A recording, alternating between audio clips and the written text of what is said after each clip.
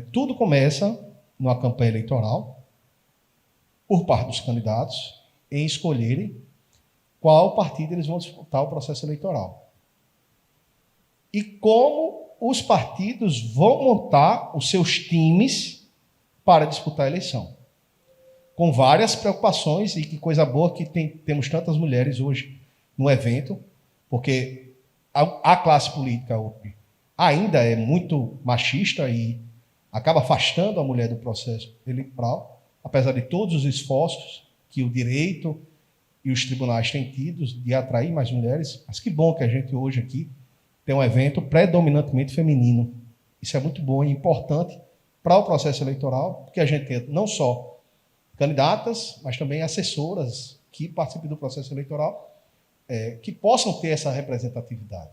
Não precisa ter, na classe política, essa distorção de representatividade. Enfim, o primeiro passo é a escolha do partido político e a filiação.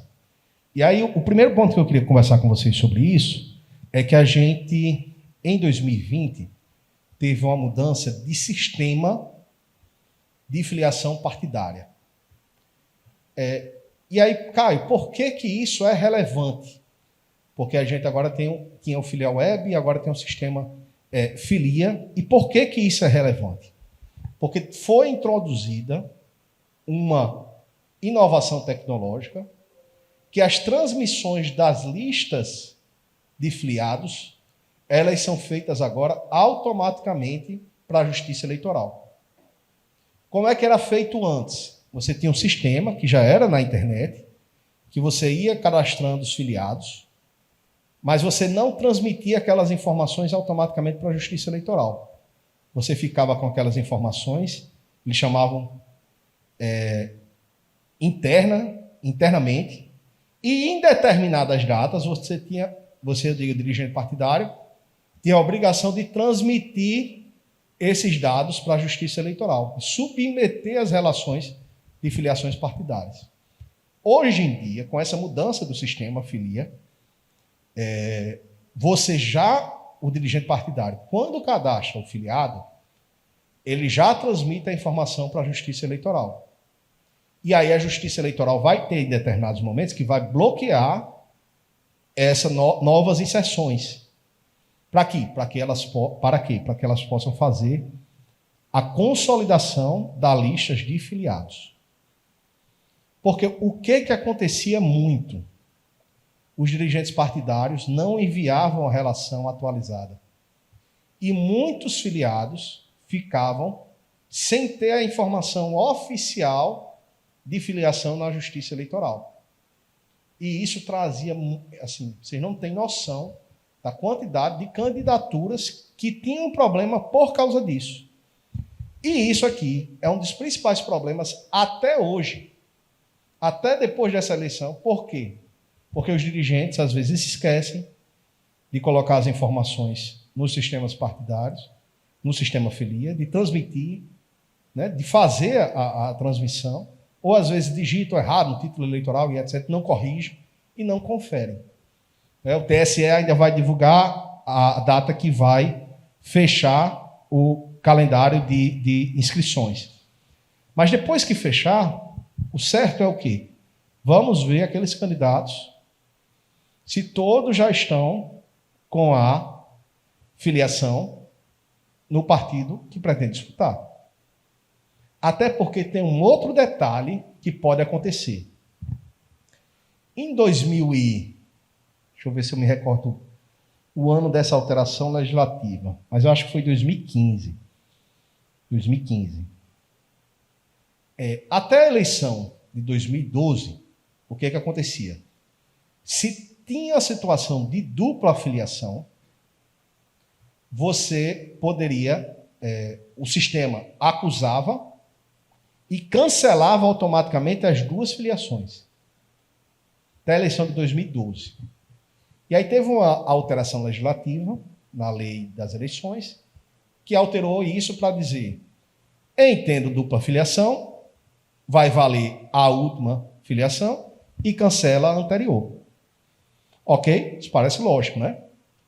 Só que o que acontece? como o sistema é informatizado, e isso eu vi situações na prática, e os dados dos candidatos geralmente são muito fáceis de serem acessados, o que eu já vi acontecer muito? Partidos filiam, próximo às últimas datas de filiação, filiam seus adversários para cancelar a filiação partidária anterior. Entende? Isso tem acontecido, eu vi, inclusive nessa eleição de 2020, não foi um nem dois casos, não. Eu vi muitos casos, aí, obviamente, a gente não sabe se foi intencional, se o candidato foi lá e fez um jogo duplo, tá? O fato é que essas situações aconteceram. E aí o partido fez lá convenção, mesmo tendo dito, já checaram todo mundo, se todo mundo está afiliado, já tiraram a certidão de filiação partidária. Alguns não fizeram essa situação, ou outros só chegaram para mim no momento da eleição. Eu não tive tempo de dar essa orientação, mas a situação é que a gente teve esse tipo de problema. E teve que ter um processo de registro de candidatura mais complicado, porque a gente teve que produzir provas de que aquela segunda filiação era ilícita, era irregular, e que ele tinha, na verdade, requerido a filiação ao partido do qual estava registrando a candidatura. Percebe a situação? Candidato tal quer se candidatar pelo partido X. O partido Y, próximo ao prazo de filiação, vai lá e diz: candidato é filiado ao meu partido, partido Y. E aí, como vale a última filiação, quando chega o momento do registro de candidatura, ele está afiliado ao partido Y. Só que ele requeriu o registro de candidatura pelo partido X. E aí? Aí você tem que produzir provas para dizer, olha, o requerimento foi a isso, a ficha de filiação foi preenchida por isso, para esse partido. Peço que notifique ao partido tal para trazer a ficha de filiação. Toda essa complicação para poder ter um registro de candidatura. E se for candidaturas muito observadas, né, aquelas que chamam a atenção, muitas vezes o candidato vai disputar a eleição com a sociedade, a imprensa, cobrindo, dizendo, olha, há chance de fulano de tal não ter o registro deferido, porque ele não está no partido correto. Isso atrapalha a campanha eleitoral. Então, são dicas práticas que vocês precisam ter de cuidados e atenção, porque essas situações ocorrem com bastante frequência. Aqui a gente diz, Guilherme, é raro, mas acontece muito. Então, essas situações têm acontecido, é importante que vocês entendam essa lógica, essa dinâmica, porque teve essa mudança no sistema, né? O sistema filial web passou para ser filia, é totalmente online, a transmissão de dados é 100% online, automático, instantâneo. Então tem que ter esse cuidado, e quando sair a data do fechamento das listas, ter o cuidado de pegar a nominata dos partidos, principalmente da eleição de deputados, né? Mas também de senador e governador, de checar se todo mundo está devidamente filiado e inscrito no partido político. Se tem a certidão de filiação partidária. Se não caiu por algum momento. Porque aí, não tendo essa situação de filiação partidária, existem medidas próprias para regularizar. Só que você precisa ter a iniciativa de buscar a informação. Porque o TSE, a Justiça Eleitoral, não mais notifica os candidatos, as pessoas, sobre a sua filiação partidária. Ele delegou, olha, está aqui o sistema. Você quer ser candidato? Acesse e busque as informações. Porque a gente vai se pautar por essas informações oficiais. Por mais que no registro de candidatura você possa produzir prova de filiação partidária, mas, em princípio, vai valer as informações públicas e oficiais. Então, não vai chegar carta, que os candidatos vão dizer, não, doutor, não chegou carta, mas não chega. Você que tem que ter iniciativa de verificar se está em conformidade, se sua filiação partidária está devidamente regular no partido que você quer disputar a eleição. Você que tem que ter essa iniciativa. Então, atentem isso por volta ali de abril, maio, botem na agenda de vocês checarem essa informação e, em não sendo irregular, aí vocês vão procurar os advogados para dizer, olha, aconteceu tal e tal situação, meu partido não está regular minha filiação partidária e eu quero regularizar. E aí tem um procedimento próprio, previsto na resolução que estabelece que regula o filia, e está lá também na lei dos partidos políticos, de você provocar o judiciário contra seu próprio partido para regularizar a situação de sua filiação. Tá? Então, abril, maio, ainda no primeiro semestre, tem que ter esse cuidado e os advogados também ficarem atentos de acompanharem isso, porque tem que propor essas medidas de quem deu errado. E aí, pessoal, tem outra questão que é muito importante, porque a gente teve um contexto, além na primeira década desse século, né, eu falo ali 2006, 2005, uma discussão no Brasil que reintroduziu o critério da fidelidade partidária. A gente já tinha essa exigência nos anos 60, 70, antes de 88, só que era um instrumento, um instituto muito utilizado para perseguir mandatários políticos, né, de tirar mandatos. Se não tivesse fidelidade ao partido, você era expulso e perdia o mandato.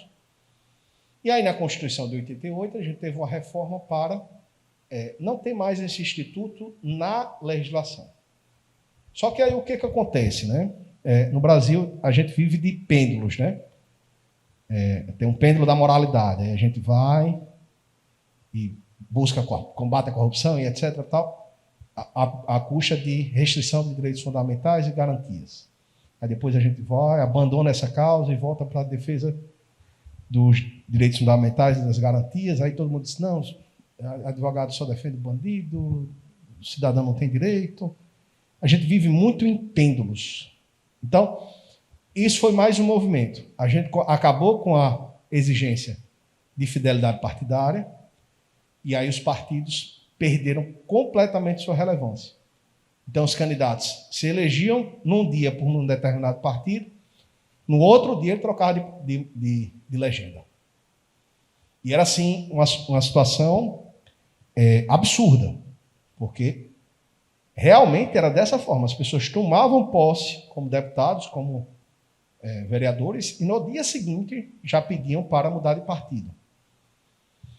E aí, o TSE, respondendo uma consulta, não me recordo agora se foi lá por 2005 ou 2006, ele reintroduziu o conceito de fidelidade partidária.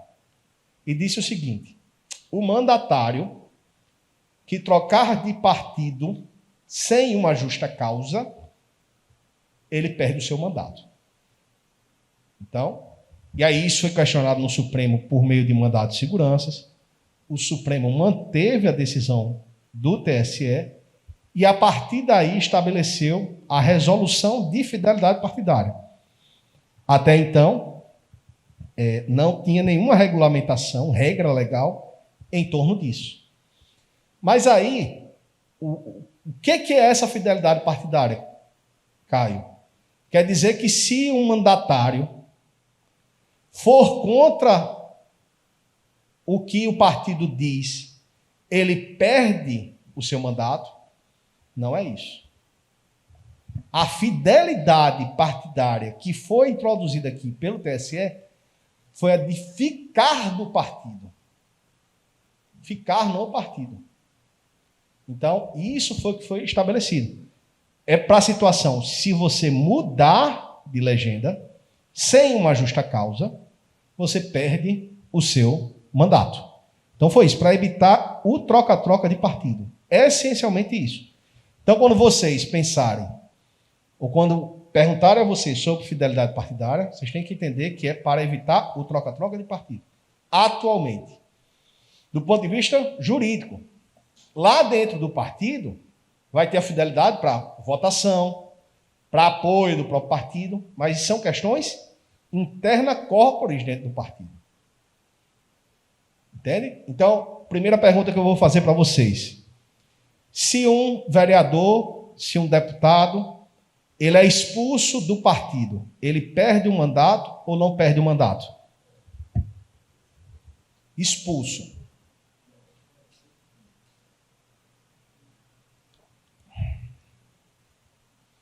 Isso mesmo, ele não perde o mandato. Ele não perde o mandato. Ele pode perder o registro de candidatura.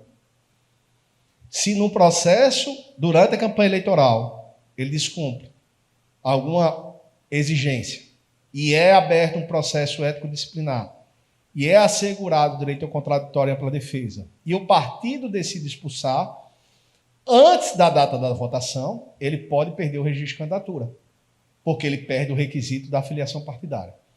Mas se depois dele já ser mandatário, se ele já ter o mandato, ele é expulso do partido, ele não perde o mandato. Tá? Isso assim, tem muita dúvida em torno disso, mas não perde o mandato. Se ele é expulso. Eu acho que, por exemplo, a situação de Tabata Amaral, né? Não sei até se já foi concluída dentro do PT, que ela quis... ela foi ou está em processo de ser expulsa do partido. Se for, ou se já foi, ela não perderá, não deixará de ser deputada. Então, esse é o primeiro ponto. A fidelidade partidária ou infidelidade partidária é sobre o aspecto de troca-troca do partido, para evitar a troca-troca do partido. Tem a questão interna corpus, da fidelidade, de se exigir essa fidelidade, mas aí o partido pode aplicar advertência, suspensão, pode até chegar a perder a filiação partidária, ser expulso do partido.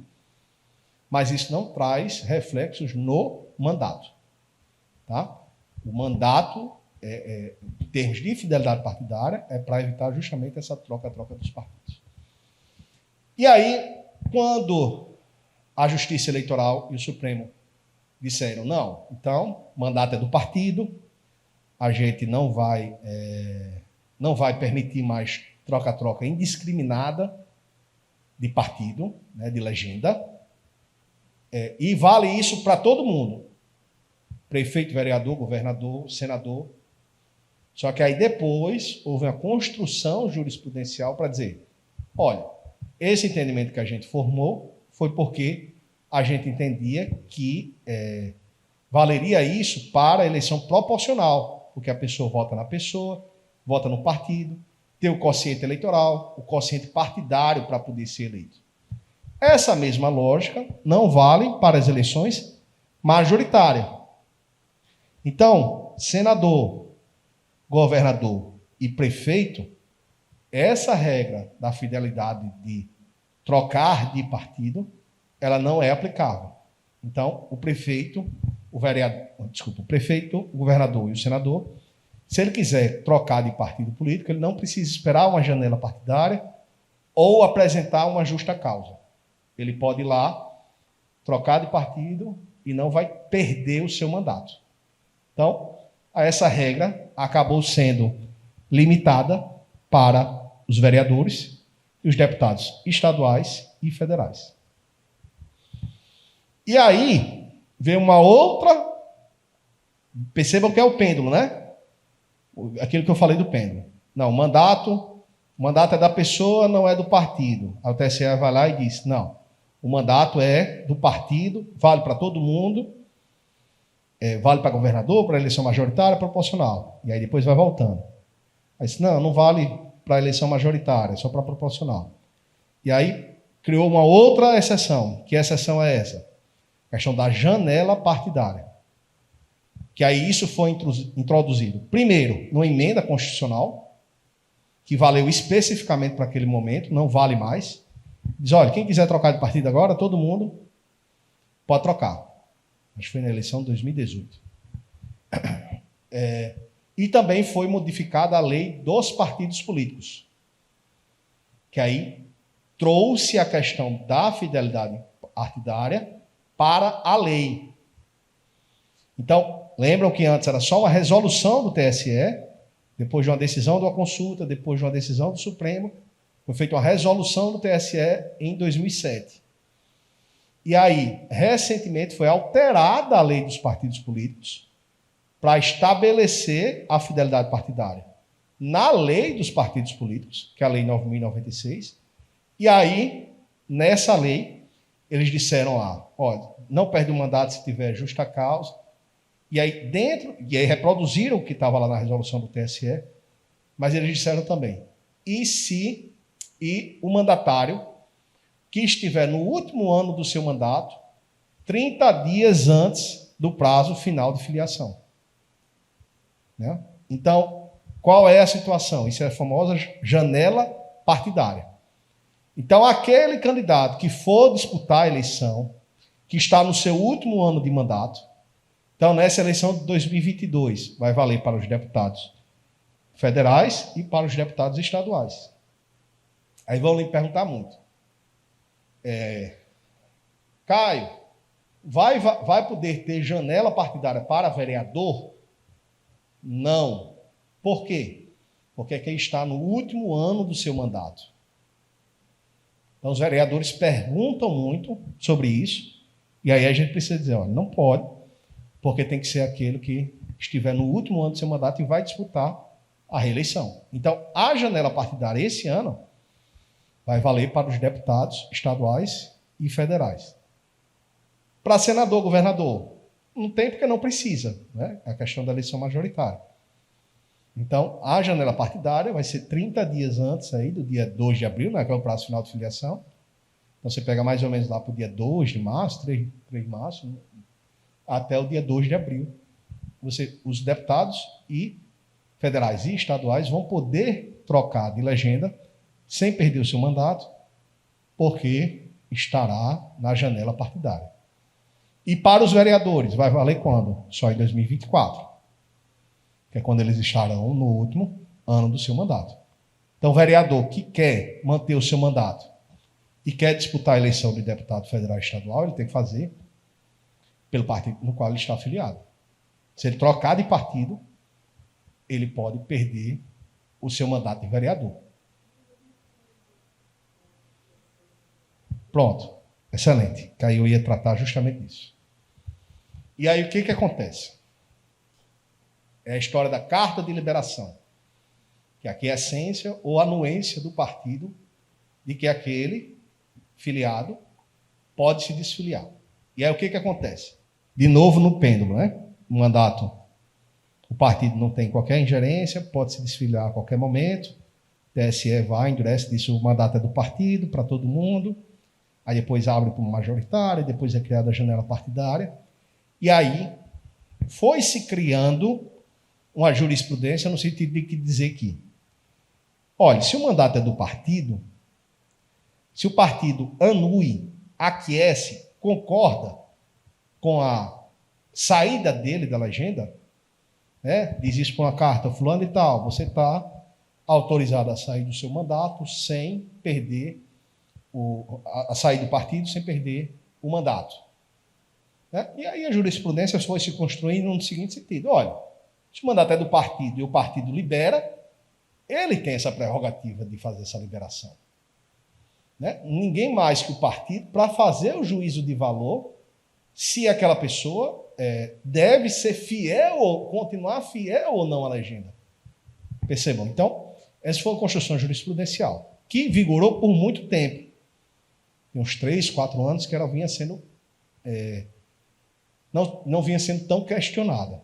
Só que na atual composição, recentemente, eu creio que abril, outubro ou novembro, o TSE proferiu uma decisão dizendo que essa carta de anuência não era suficiente.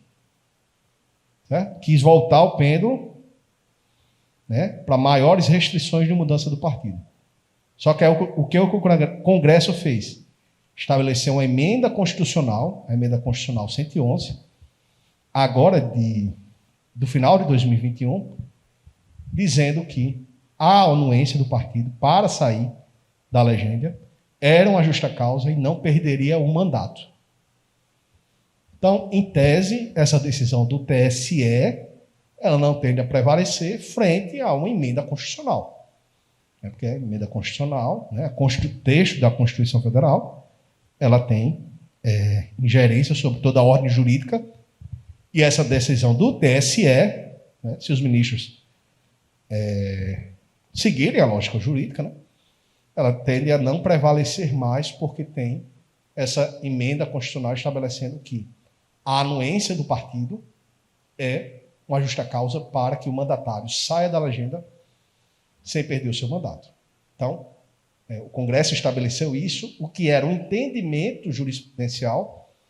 Todo mundo compreende o que é um entendimento jurisprudencial? São as decisões dos tribunais.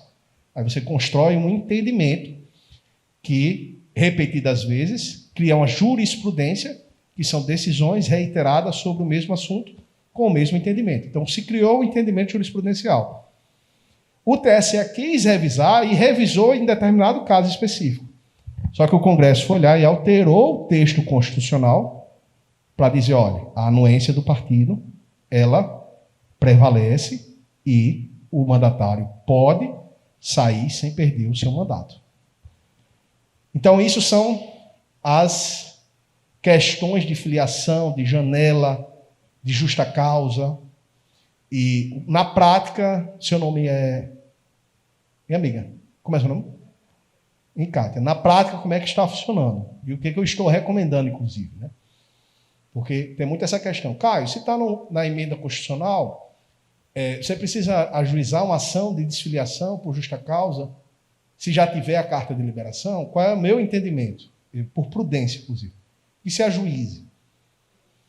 Por quê? Porque pode ser que depois mude de dirigente partidário, o dirigente partidário diga, não, eu não reconheço a validade dessa autorização, ou crie qualquer justificativo.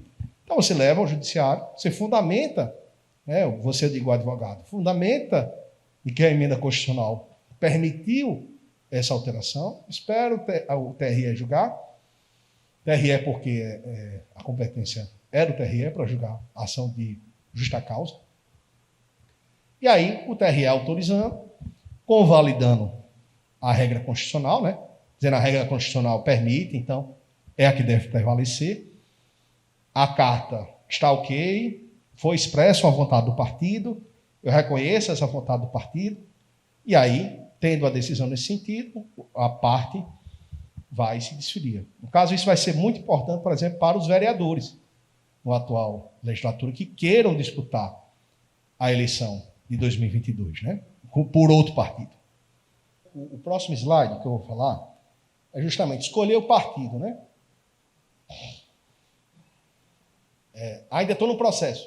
Sei como é que funciona a lógica de filiação, entendo esse prazo e etc.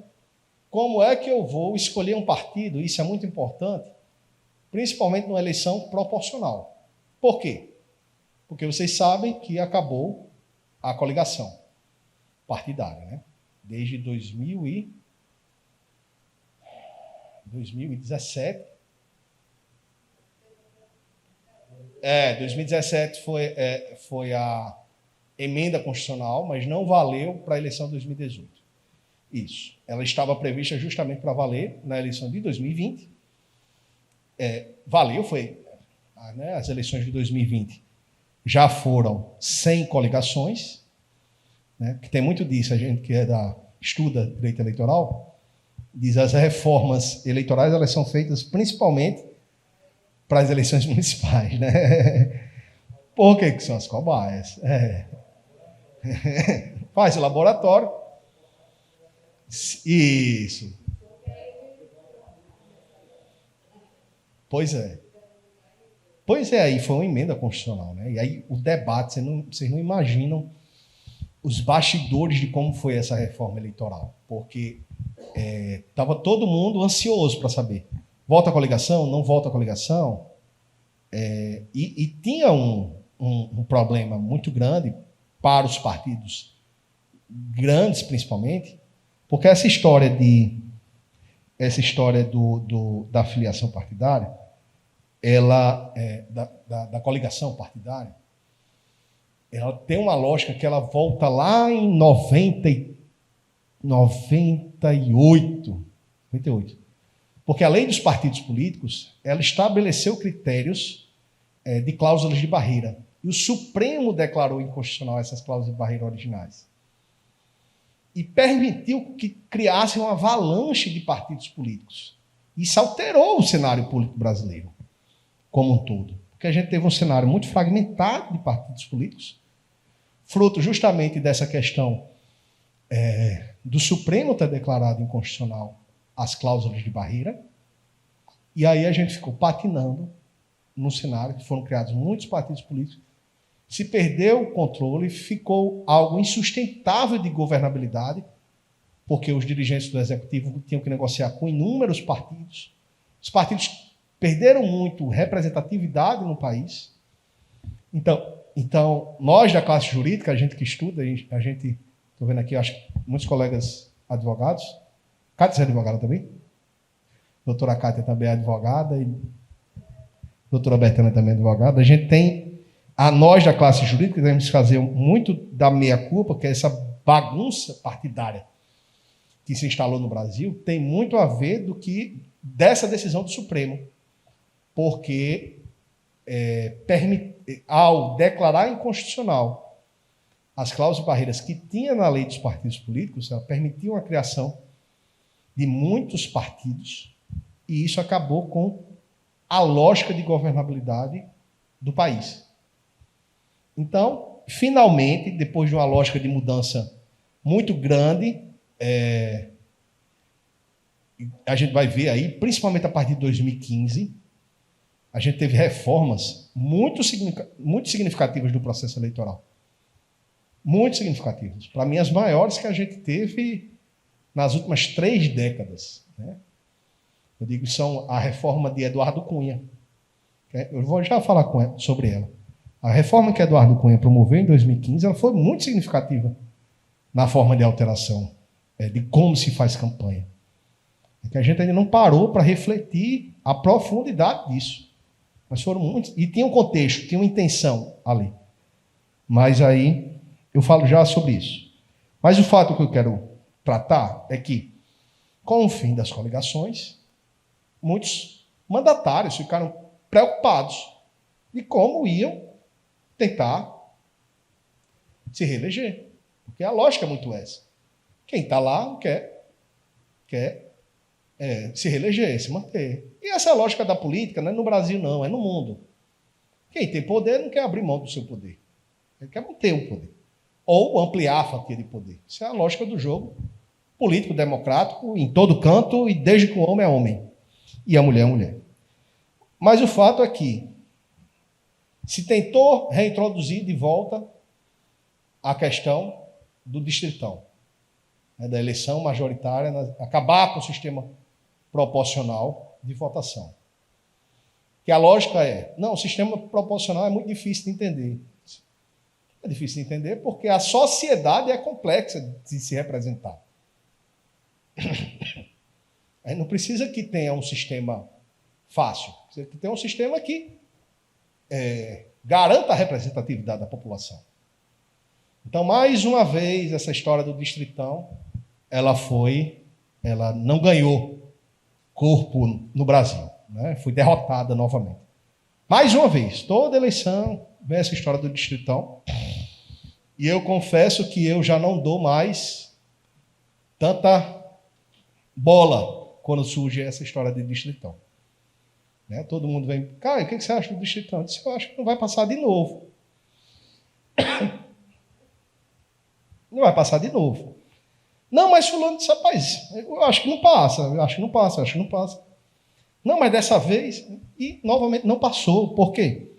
Porque precisaria de uma emenda constitucional, porque a questão da eleição proporcional está no texto constitucional, então você precisa de uma emenda constitucional, e para alcançar a maioria necessária, você tem que partidos que são eleitos e têm representatividade por causa do sistema proporcional, abram mão dessa regra. Então, eles também não vão abrir mão de regras que garantem a sua eleição. Então, é algo que é muito improvável politicamente de acontecer, de a gente ter instalado no Brasil um distritão. Isso. Pois é. Então, eu tive a mesma leitura que a sua, Cátia, de que não passaria. E também a questão das coligações. Por quê? Porque voltar às coligações, permitem que partidos, vamos dizer assim, pequenos, né, que não cuidam do seu dia a dia de formar um partido orgânico, vamos dizer assim, de ter filiados que queiram disputar a eleição, né, de abrir o partido para o diálogo, de ter um partido efetivamente, e não um CNPJ que possa lançar candidatos.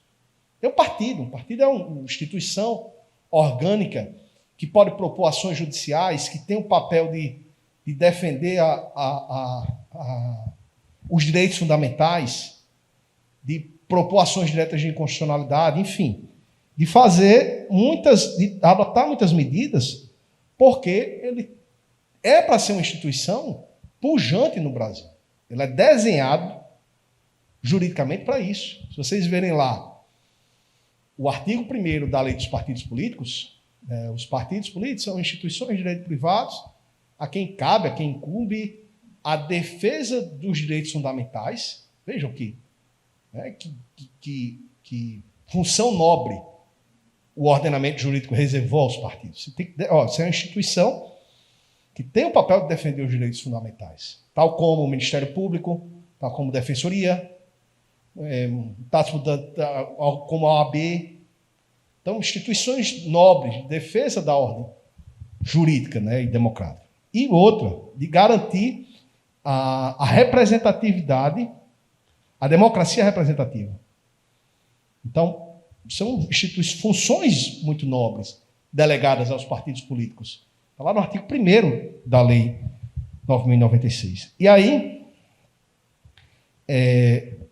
só que as coligações permitiam que quem não fez o dever de casa durante 4 anos, quem não cuidou de filiar gente, quem não cuidou do partido filho, de trazer pessoas que pudessem se candidatar, se juntassem com outros partidos para montar uma aliança ali temporária, fugaz, só do processo eleitoral, formar uma coligação, e assim salvar a pele daquelas pessoas que não fizeram esse dever de casa. Em verdade, no Brasil, coligação estava servindo para isso. Coligação estava servindo para isso, para beneficiar os dirigentes partidários que não cuidaram da legenda partidária durante 4 anos, durante o dia a dia da sua legenda. Então, quando se conseguiu acabar com a coligação, com essa premissa de que não valeria de imediato, e aí fizeram de novo a história, não, vamos testar na eleição municipal. Quando quiseram voltar agora, é algo que vai de encontro aos interesses dos grandes partidos. Porque eles não querem que tenha a vivência do dia a dia, que formam quadros, que têm de órgãos partidários bem estabelecidos. Então esses partidos disseram, olha, não, coligação partidária, a gente não volta. E aí, a proposta alternativa que se teve quanto a isso foram as federações partidárias, certo? Que estão sendo divulgadas como a maior inovação da eleição de 2022. E aí eu queria saber, o que vocês acham das federações partidárias? Vocês acham que vai colar? Se vai ter? Se não vai ter? Eu queria saber a opinião de vocês sobre isso. Cátia acha que não? Quem mais?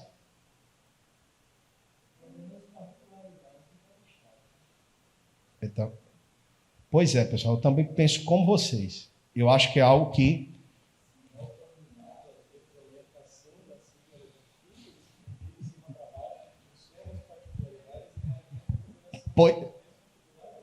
Pois é.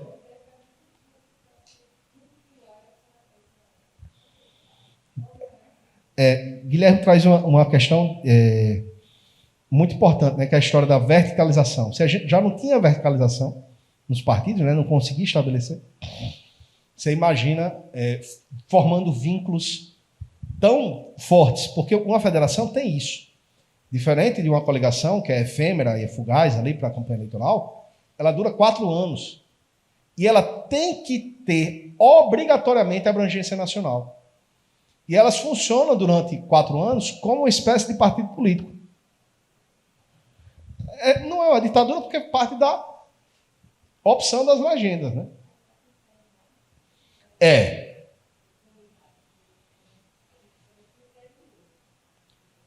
Pois é. Aqui, por exemplo, o PT e PSDB, né? Aqui no Rio Grande do Norte, por exemplo, são aliados na Assembleia do Estado. PT e PSDB são aliados na Assembleia do Estado, aqui. Mas você imagina isso no âmbito nacional, né? Então, na prática política, foi uma coisa que eu vi que o PCdoB teve eu via neles, de quem fazia o PCdoB, uma vontade muito grande que esse projeto passasse, de que seria uma solução. Na verdade, é uma solução, de fato, para partidos menores, vamos dizer assim, para que eles possam continuar sobrevivendo e terem candidaturas competitivas junto com outras legendas. Mas esbarra justamente nesse critério que vocês já bem observaram, de ser algo, primeiro, nacional, então, que passa por muitos problemas locais, regionais, de como conformar isso nos diversos locais, nas diversas localidades, né, diversas regionalidades. Então, passa por esse problema e também passa pelo problema da duração, né, de 4 anos. Então, tem que ter 4 anos da federação. E assim, é algo... Também continuaria sendo obrigatório para a eleição municipal. Então, a federação que deveria lançar os candidatos em conjunto, uma vez constituída a federação, você não podia os partidos isoladamente lançarem candidatos autonomamente. Tinha que ter os candidatos sendo lançados em conjuntos em todo o país. Então, eu acho que essa grande inovação que cantaram nessa eleição, acho que vai acabar sendo letra morta diante dessas dificuldades políticas de formação de uma aliança tão duradoura. Pois não, cara. Não, vamos lá, ver se eu entendi. Primeiro, não é uma obrigatoriedade. É uma opção dos partidos. Mas uma vez estabelecido nacionalmente a federação, inclusive isso tem que ser levado a registro no TSE, aí os órgãos de direção de todas as unidades federativas têm que seguir. Então é obrigatório nesse sentido, mas não é obrigatório de que os partidos devem optar por isso. Mas uma vez os órgãos nacionais optando, eles têm que, os órgãos regionais e locais têm que seguir, né? Pelos 4 anos. Pelos 4 anos. Na verdade, o acesso ao fundo, os partidos, eles têm, Meire e Guilherme, se eu estiver errado, vocês me corrijam, mas eles têm certa autonomia, eles mantêm ainda uma autonomia. Os órgãos, eles poderiam dizer para quem vai e etc. A federação partidária, eu sou novinho, mas tem poeira da estrada nas costas, né? Eu acompanhei meu pai desde 98 com campanhas. Eu não sei, o pessoal mais experiente vai lembrar que lá antigamente a gente tinha os comitês. O comitê primeiro tinha CNPJ e podia movimentar recurso. Depois passou a só ter CNPJ, mas não movimentava recurso porque tinha os limites de gastos. Até que caiu fora e tirou fora. A federação ela vai funcionar muito parecida, né? Só que ela é um ente de organização política, né? Então, de organização das candidaturas. Mas na parte de prestação de contas, os partidos têm autonomia. Então, eles têm a prestação de contas dele, o que vai se considerar como uma prestação de contas da federação é a soma das prestações de contas de todos os partidos. Então, para fins de recurso, num primeiro momento, não se mistura, né, pelo menos com o que está posto agora, salvo se vem alguma outra regulamentação depois, e as prestações de contas, as obrigações, elas são individualizadas dentro do partido.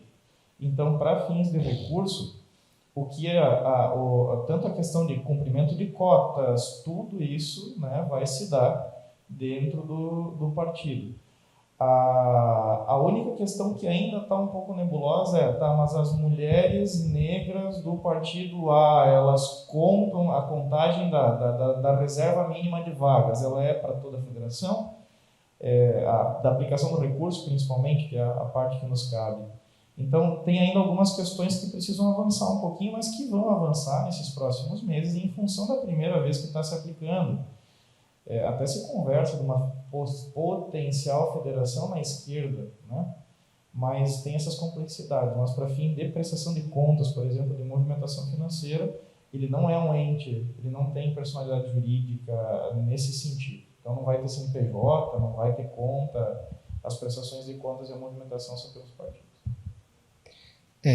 Pessoal, e só para vocês possam ir para o coffee break, não ficarem falando mal de mim, que vieram com fome e não estão comendo, né? Eu vou falar disso aqui, porque aí, para mim, sim, isso aqui foi a maior reforma da eleição de 2022. A questão de como vão ser eleitas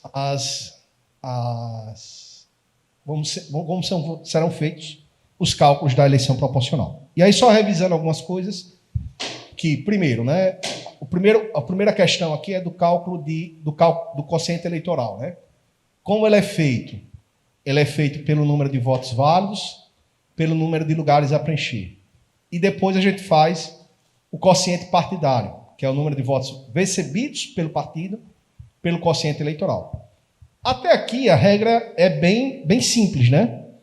Você pega o número de votos que foram votos válidos, divide pelo número de cadeiras em disputa, você tem um quociente eleitoral, depois cada partido, quantos votos ele teve. E aí você tem o número de votos válidos dividido pelo número de quociente eleitoral, e aí você vai obter a quantidade de votos direto que aquele partido vai ter.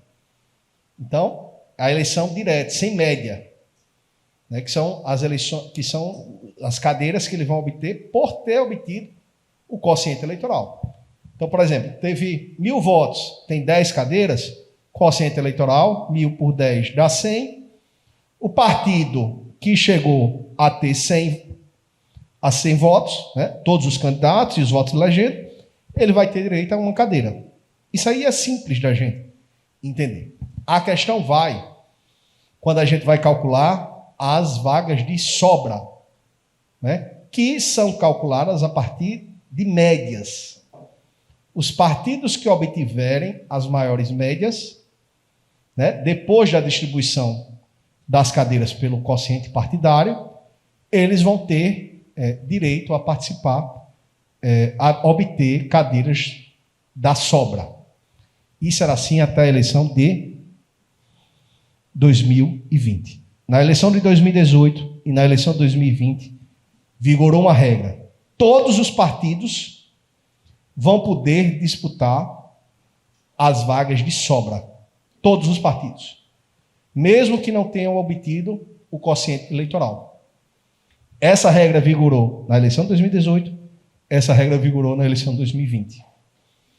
E aí, isso foi importante para os partidos formarem nominatas, né? Partidos menores, vamos dizer assim, partidos com menos representatividade no Congresso Nacional, então, partidos menores, montarem nominatos com candidatos com poucos votos, mas que no somatório se aproximaria do quociente eleitoral.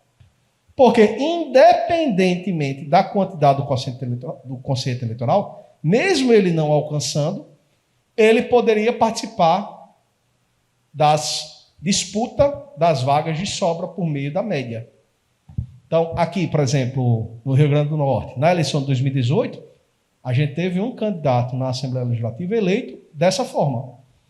O partido disputou sozinho, o somatório não chegou próximo ao quociente eleitoral, não atingiu o quociente eleitoral, somatório dos votos, mas eles disputaram a vaga de sobra, e aí no cálculo de média, eles conseguiram uma vaga. Então, na eleição de 2018 e na eleição de 2020, essa estratégia se proliferou no Brasil.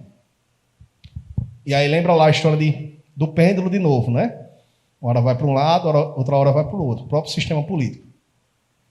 Porque como é que funciona esse cálculo de média?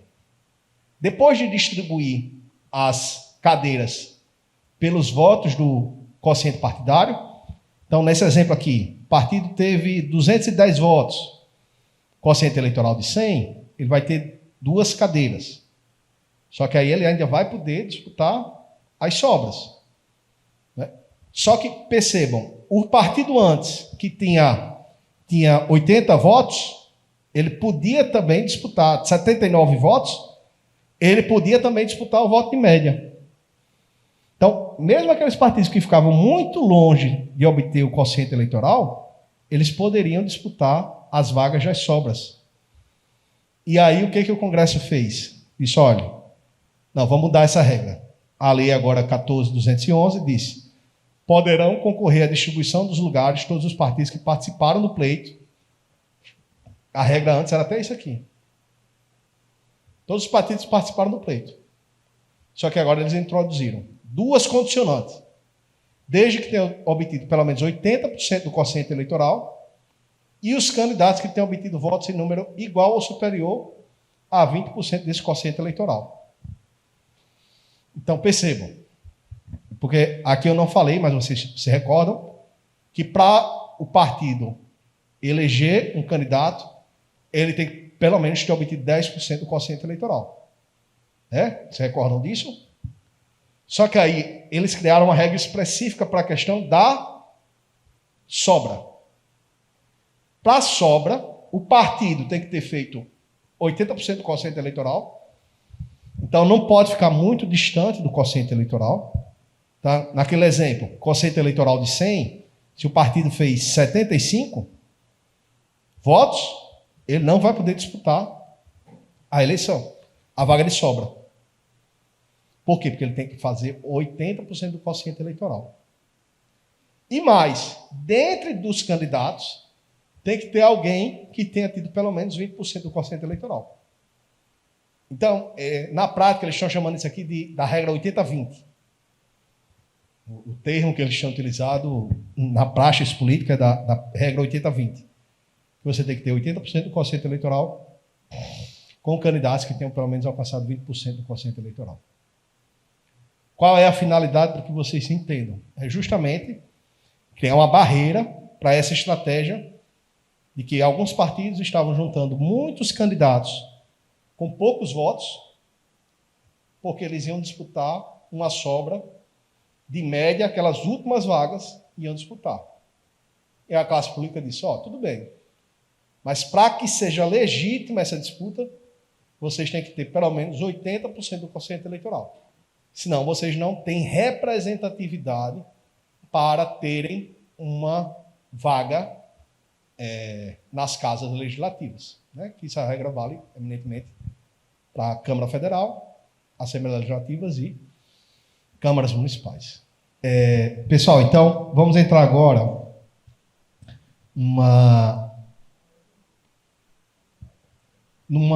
nova fase aqui da nossa conversa, tá? E aí, eu gosto muito de voltar a essa questão, ao contexto lá de 2015. Porque, como eu disse a vocês mais cedo, eu reputo como essa sendo uma das principais alterações que a gente teve no nosso sistema eleitoral, jurídico eleitoral, contábil também, dos últimos 30 anos, pelo menos. Né? A gente veio tendo várias mudanças, principalmente na questão de prestação de contas eleitorais e partidárias, mas aí, nesse contexto de 2015, se vocês forem observar bem, a gente tem uma mudança mais significativa. É interessante que as mudanças, as alterações no sistema eleitoral, elas acontecem muito como respostas a alguns escândalos de corrupção que são desvelados. Então, por exemplo, tem um ponto muito importante da legislação eleitoral, uma medida judicial muito relevante, que é aquela ação para combater o Caixa 2, a representação que a gente chama da representação do artigo 30A, que, se você for observar, ela é lá de 2006. E o que tinha naquela época? O mensalão. Né? Teve um mensalão. No processo de investigação do mensalão com o CPI, foram ouvidos muitos fornecedores da campanha presidencial, e durante a CPI, durante a investigação, não sei se vocês se recordam, o próprio Duda Mendonça, ele chegou lá e disse: não, eu recebi dinheiro de Caixa 2 na campanha eleitoral. Ele assumiu e confessou que recebeu dinheiro de Caixa 2. Só que a gente não tinha medidas judiciais próprias para combater o Caixa 2. A gente tinha que utilizar uma ação de investigação judicial eleitoral ou uma ação de impugnação de mandato eletivo, com prazos muito curtos e restritos. Então, a gente já tinha que prestar contas. Se reprovasse as contas, não gerava qualquer tipo de consequência, e não tinham medidas judiciais próprias para combater e tentar cassar o mandato, e buscar cassar o mandato daqueles que praticassem arrecadação ou gasto ilícito de campanha. Então, o que foi feito como resposta do Congresso Nacional? Vamos criar uma medida judicial própria para cassar o mandato de quem pratica Caixa 2, quem arrecada ou gasta recursos à margem ou de forma ilícita nas campanhas eleitorais. E aí a gente já tem, isso é recente, vamos dizer assim, né? É 2006, mas para o direito é algo recente, porque além da a mudança legislativa é o primeiro passo. Depois tem que ser propostas as ações, os tribunais têm que formar seus entendimentos jurisprudenciais, para aí a gente dizer, como diz no Brasil, se uma lei pegou, se não pegou, se tem eficácia, efetividade social ou se não tem. Então, esse é um exemplo de que em 2006, como resposta ao que estava sendo demonstrado no Brasil, o que ficou sendo conhecido como mensalão, o Congresso estabeleceu uma medida judicial que mudou a forma, que mudou a efetividade das prestações de contas, que tirou o faz de conta das prestações de contas. Se você leva a prestação de contas, candidato, de forma irresponsável, e se você comete ilicitudes de prestações de contas, você pratica, por exemplo, Caixa 2, aquilo ali pode gerar cassação do seu mandato. E aí a gente já tem algumas medidas judiciais, alguns exemplos no Brasil como todo, de candidatos cassados por ilicitudes nas suas prestações de contas, na sua arrecadação, no financiamento de sua campanha. O exemplo mais recente, por exemplo, foi da senadora Selma Arruda, do Mato Grosso, que era conhecida como a Moro de Saias, e tinha um prestígio político e administrativo até muito grande. No próprio Moro, à época, disse que chegou a despachar no TSE, quando era ministro da Justiça, confessou que foi despachar no TSE em defesa dela. Então, vocês imaginem o prestígio que essa senadora tinha. Mas, mesmo assim, teve um mandato cassado por irregularidades na arrecadação e nos gastos de sua campanha eleitoral, inclusive na pré-campanha. Então, aqui o Guilherme e Meire vão falar aqui vocês à tarde, é muito importante por causa disso. Eu não tenho dúvida. Eu ia dizer, eu não vi a apresentação deles, mas certamente eles vão falar sobre isso, mas o Guilherme já se antecipou aqui para dizer, porque realmente é o que no direito a gente chama de leading case. Esse caso da Selma Arruda é um leading case, porque o TSE se aprofundou para dizer o que entendia como arrecadação e gasto ilícito de campanha, aprofundou conceitos como abuso do poder econômico, tratou sobre pré-campanha, de distinção de contratações de pré e de campanha eleitoral em si. Esse realmente é um caso que merece ser debruçado. Mas eu estou dizendo isso para dizer que as mudanças na legislação eleitoral, principalmente as que combatem ilicitudes, elas vêm muito como um reflexo, uma resposta à sociedade, da classe política, a alguns escândalos de corrupção que são desnudados. E aí, em 2014, a gente tinha no Brasil a investigação em torno da Lava Jato. e trouxe, para além dos impactos políticos eleitorais em si, trouxe consequências para a ordem jurídica. A ordem jurídica foi modificada a partir do que se identificou. Na época, a Câmara dos Deputados era conduzida por Eduardo Cunha e ele conduziu uma reforma eleitoral, e foi muito dele mesmo, de botar embaixo do braço e conduzir a reforma eleitoral. Se vocês tiverem curiosidade de buscar as gravações das épocas das sessões, eram muito intensas, porque, de fato, ele usou de força regimental, muitas vezes, para poder pautar determinadas questões, né? E muitas vezes tinha uma maioria estabelecida ali contra ele, mas ele utilizou, e era genial nisso, né? Isso tem que ser reconhecido, porque ele conhecia bem os mecanismos regimentais e como pautar, e, de fato, pautou. E qual era o discurso da época? O discurso era: existe corrupção político-eleitoral, porque as campanhas eleitorais custam muito caro, né? Então, vamos fazer uma reforma eleitoral para baratear as campanhas. Então, isso trouxe uma mudança muito significativa. Então, a gente tem, primeiro de tudo, diminuição de tempo de propaganda, da campanha eleitoral em si, né? Limitações de gasto. A gente estabelece pela primeira vez limites legais para as campanhas eleitorais, inclusive limites bem severos, né? Já na eleição de 10 mil para vereador, campanha com teto de 10 mil, 100 mil reais, boa parte dos municípios, né, com esses tetos, né? E a regra geral era limitar 70% do gasto da última campanha eleitoral. Então, a gente tem várias medidas para baratear a campanha. Qual era a grande intenção? Manter o financiamento empresarial.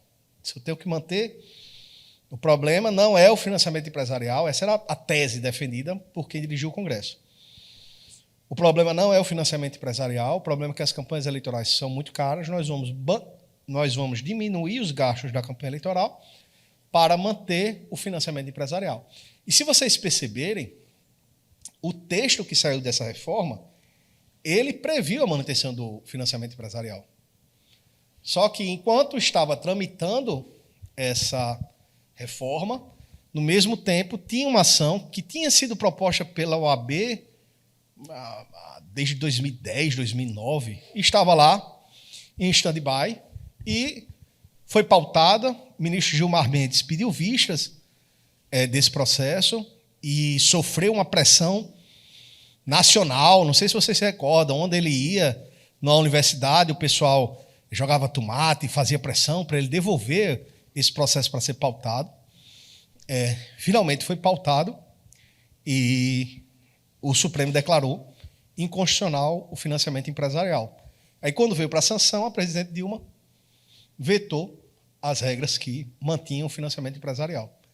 Então, a gente sai desse processo com uma forma de fazer campanha diferente. E isso tem vários reflexos. Em estratégia, em preocupação, em gerenciamento de gastos de pré-campanha. A gente começou a falar desse conceito, pré-campanha. Se vocês se recordarem, 10 anos atrás, ninguém falava de pré-campanha. Era todo mundo dizendo, não fale nada, não fale de eleição, não diga nada. Na eleição, você se anuncia como candidato e vai falar sobre o processo eleitoral. Era muito desse jeito. Eu gosto até de trazer esse exemplo aqui. Aqui. Antes da reforma eleitoral, como é que era? O Facebook, o TSE manda retirar do Facebook conteúdo que promove a candidatura de Eduardo Campos a presidente. Isso aqui é 2014.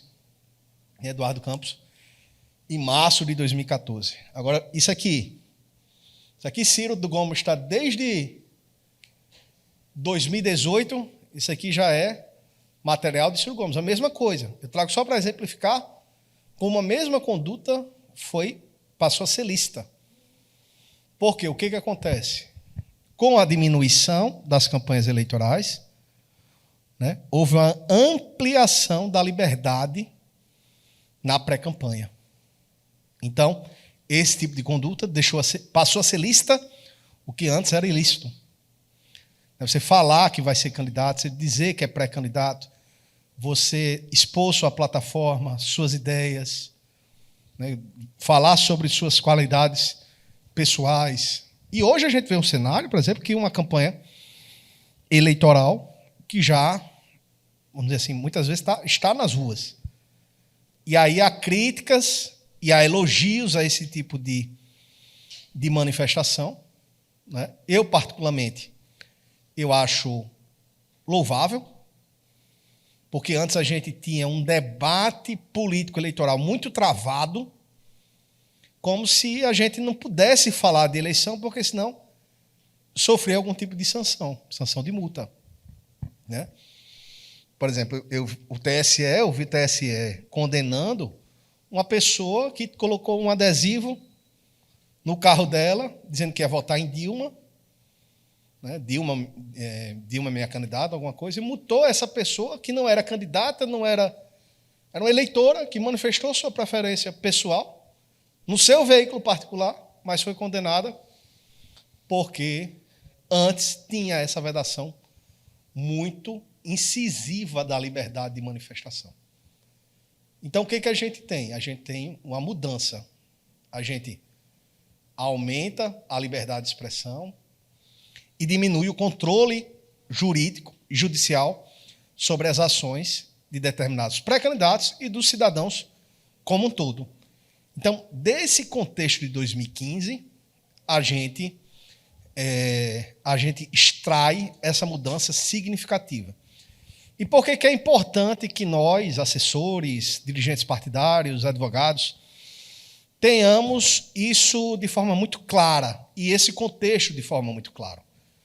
Porque a gente ainda vê, nos dias de hoje, uma preocupação exacerbada se eu vou ser condenado por propaganda antecipada ou não, por manifestar determinada opinião, de me colocar como pré-candidato. Então, muitas vezes, a gente tem que explicar para muita gente, dizer, você pode dizer que você vai ser candidato, você pode falar o que você pretende fazer, você pode discutir os problemas da sua cidade, digo, para os pré-candidatos, você pode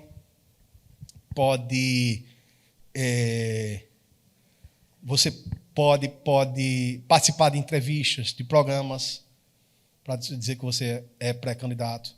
Então, tem todas essas liberdades que hoje em dia um pré-candidato tem, que não tinha antes, e a gente precisa entender o contexto e entender o que mudou, por que mudou, para deixar os nossos constituintes, no caso dos advogados, ou as pessoas assessoradas por vocês, os clientes dos contadores, mais tranquilos sobre essa fase que a gente introduziu a partir de 2018, 2015, do que é de pré-campanha. Obviamente, não é um jogo que vale tudo. E daí vai entrar muito o papel de nós, assessores, para fazer a avaliação de prudência. Como tudo na vida, sempre vai valer a prudência. Mas, por exemplo, eu vou dar um exemplo aqui de manifestação que o TSE julgou. E eu sempre gosto de trazer, principalmente para meus colegas advogados, porque tem muitos que ainda têm um pavor reverencial muito grande. Eu digo, TSE julgou. E aí a gente vai ver aqui nas vedações que você não pode, por exemplo, pedido explícito de voto. Mas o que é esse pedido explícito de voto? Aí vamos dar exemplo. Lá o TSE julgou a expressão "tamo junto". Fulano, tamo junto para essa campanha eleitoral e etc. Essa expressão era um pedido explícito de voto ou não? O que vocês acreditam? Se eu utilizar um "tamo junto", pois bem, o TSE decidiu que não é uma situação de pedido explícito de voto. Então, há uma tendência, cada vez assim, consolidada, de pelo menos 3 eleições, né? Que a gente teve eleição de 2016, eleição de 2018 e eleição de 2020. De ampliar cada vez mais e considerar pedido explícito de voto aquele que realmente configure um pedido de voto mais expresso e incisivo. Porque o TSE, por exemplo, considerou que esse "tamo junto" não seria considerado um pedido explícito de voto. É outra questão. E aí, deixa eu lhe dizer uma situação que é bem interessante, e isso foi construído a partir do ano de 2018. Não tinha em 2016. Porque aí, esse cidadão aqui, Manuel Jerônimo, lá em Pernambuco, disse: olha, já que está assim, liberado, né? Na pré-campanha, eu vou colocar esse outdoor. Manuel Jerônimo, defensor do povo. Seus amigos se orgulham por sua luta e pelos invisíveis. Sua luta pelos invisíveis. Então, assim, não tem pedido explícito de voto, concordam? Qual é o problema disso aqui?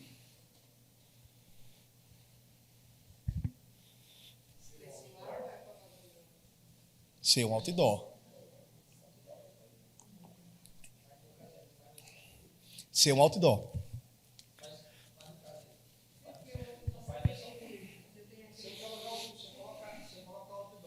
Perfeito. Qual é o liame que o TSE decidiu e aí sedimentou, né, construir a jurisprudência dele? Primeiro, o TSE disse: olha, a história do pêndulo, né, de novo. Né, liberou, aí o pessoal exagera, o TSE vai... Peraí. Pode tudo, mas nem tudo, né? Então, vamos dar uma moralizada aqui. Por quê? Porque é um outdoor. O outdoor é um meio que eles chamam vedado, proscrito. Né? Então, vedação aos meios proscritos. São limites que se impõem à comunicação na pré-campanha. Então, essa é a orientação que a gente tem que transmitir também para os pré-candidatos. Dizer: olha, pode tudo, porém, pode tudo o que pode na campanha. Então, não pode na campanha abusar do poder econômico. Né? Então, não pode fazer gastos excessivos. Não pode utilizar outdoor. Não pode utilizar robô, né? E automação de mensagens eletrônicas. Então, tudo que não pode na campanha, também não pode na pré-campanha. Essa foi a lógica que foi. Não pode anonimato. Né? Na campanha eleitoral, você não pode fazer isso de forma anônima. Não pode fazer uma propaganda de forma anônima. E aí vem a questão: Caio, e o impulsionamento nas redes sociais? O que vocês acham?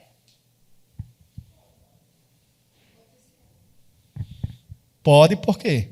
Porque não é um meio vedado na campanha eleitoral. Então, se não é um meio vedado na campanha eleitoral, se pode na campanha eleitoral, também pode na pré-campanha. Diga lá, Cátia.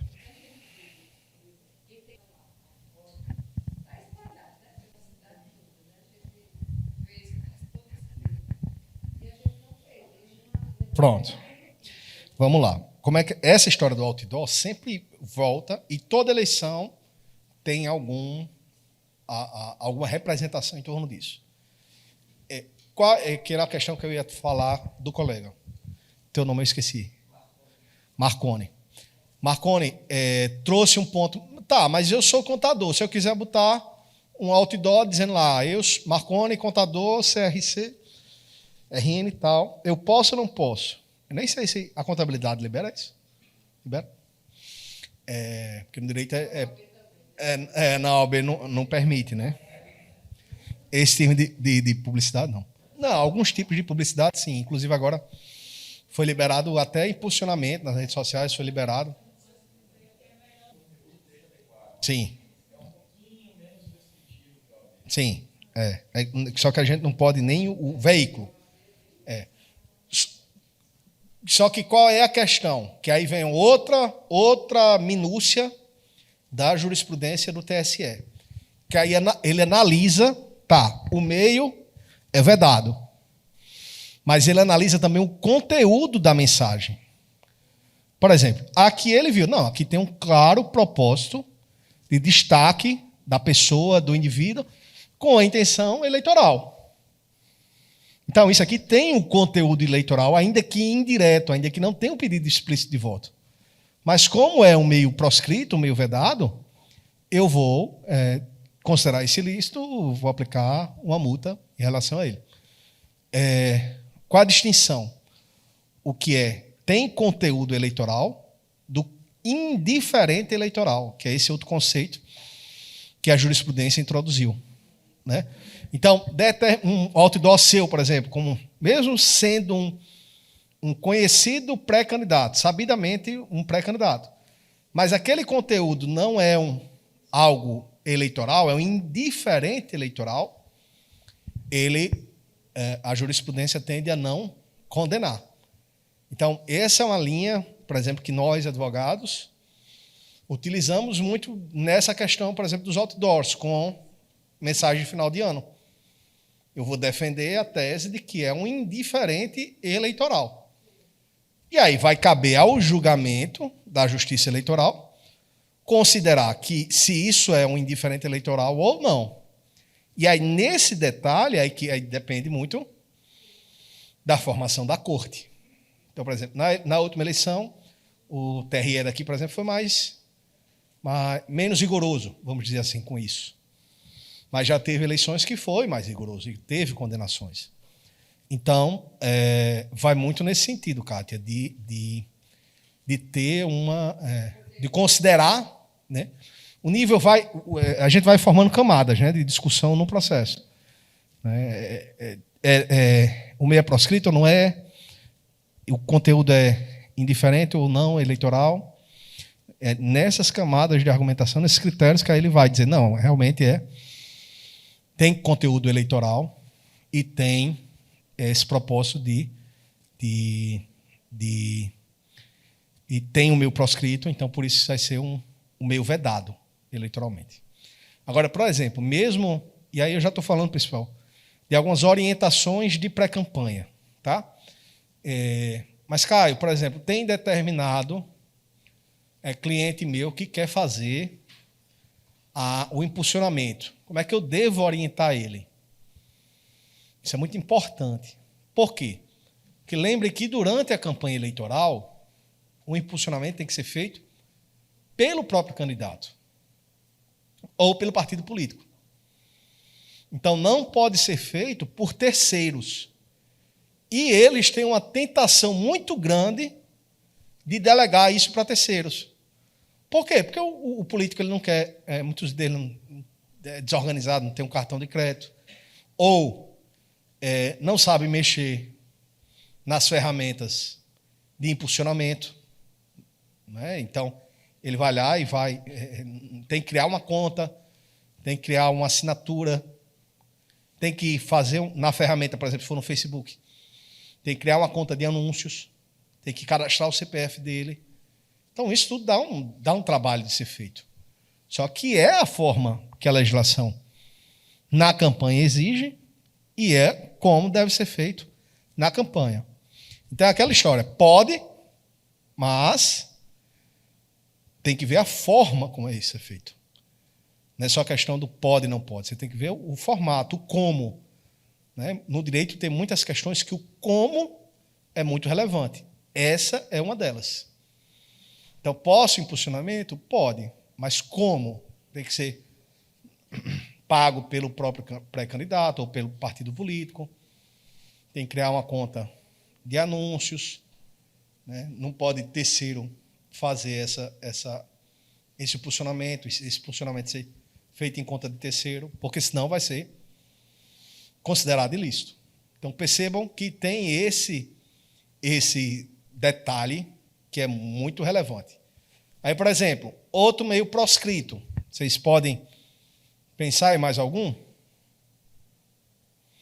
Vão perguntar muito a vocês, doutor, eu quero fazer o meu lançamento de pré-candidatura e quero botar uma banda. Também é meio vedado. Por quê? Porque o showmício é um meio proscrito, é um meio vedado. Então, tem que distinguir que aquilo ali claramente vai se considerar uma propaganda ilegal. Então, o raciocínio que vocês precisam ter na campanha eleitoral é permitido, tem regra de como ser feito isso, e aí, a partir disso, se for permitido, se for checado o procedimento, aí vocês vão poder orientar eles a fazer. E aí eu não vou adentrar muito nessa questão financeira, mas deixa eu só deixar o alerta que certamente Meire e Guilherme vão aprofundar aqui com vocês, que é a questão pode, mas também não pode ser abusivo, né? E esse foi o caso lá da senadora Selma Arruda, porque ela fez uma pré-campanha muito ostensiva e muitos gastos que eram para ser feitos na campanha, ela antecipou a contratação. E muitas empresas estavam na pré-campanha e na campanha. E aí a Justiça Eleitoral não conseguiu identificar, onde é que foi dividido aqui? Qual foi o serviço que foi de pré-campanha, qual foi o serviço de campanha? Então, nas nossas orientações aos nossos clientes, a gente precisa deixar bem claro. Pode. Vamos fazer o contrato aqui de pré-campanha. Esse contrato vai até registro, até o registro, até a data do registro, né, até 15 de agosto, até julho, primeiro semestre. Né, julho é um pouco mais do primeiro semestre, até 30 de julho. Depois os serviços que vão ser feitos depois serão com outro contrato. Percebam? Para ter esse cuidado e essa distinção. Por quê? Porque o que vai na pré-campanha, você não vai prestar contas. Mas, se você tiver alguma demanda ou uma diligência, você tem que ter a documentação para dizer, olha, está aqui, a gente fez aqui na pré-campanha, foi tudo documentado, contratado, foi feita transferência bancária, o pagamento foi esse, foi pago dessa forma. Tem que ter um nível de organização para não ficar caracterizado o caixa 2. Né? Porque o que for da campanha, aí Guilherme e Meire vão detalhar com vocês, vai ter que ser prestado contas na campanha eleitoral. Então, isso foi outra falha que a senadora lá cometeu. E aí vocês percebam, né? Era uma juíza, né? Bem assessorada, só que às vezes o contador e o advogado tem que ser aquele chato.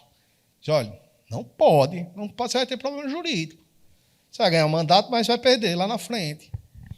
Então, a gente tem que ter muito esse papel nas campanhas eleitorais.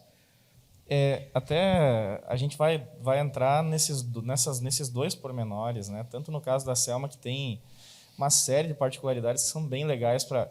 É meio que um manual do que não fazer numa pré-campanha. Né? Então, é legal a gente... Ainda mais quando tem alguém que erra para a gente aprender, daí, se a gente não aprende, a gente tem que levar na cabeça também. Mas eu vejo muito, assim, é óbvio que a gente sempre é levado a pensar pelo pior, né? E o desafio, principalmente das eleições municipais, é muito grande. Porque a gente aqui está falando de pré-campanha, está falando de propaganda, está falando de pedido implícito, explícito de voto, e a gente tem na outra ponta pessoas que nunca pegaram uma folha de cheque na mão, que não faz ideia do como funciona. Gente, tem casos assim, eu podia ficar horas aqui.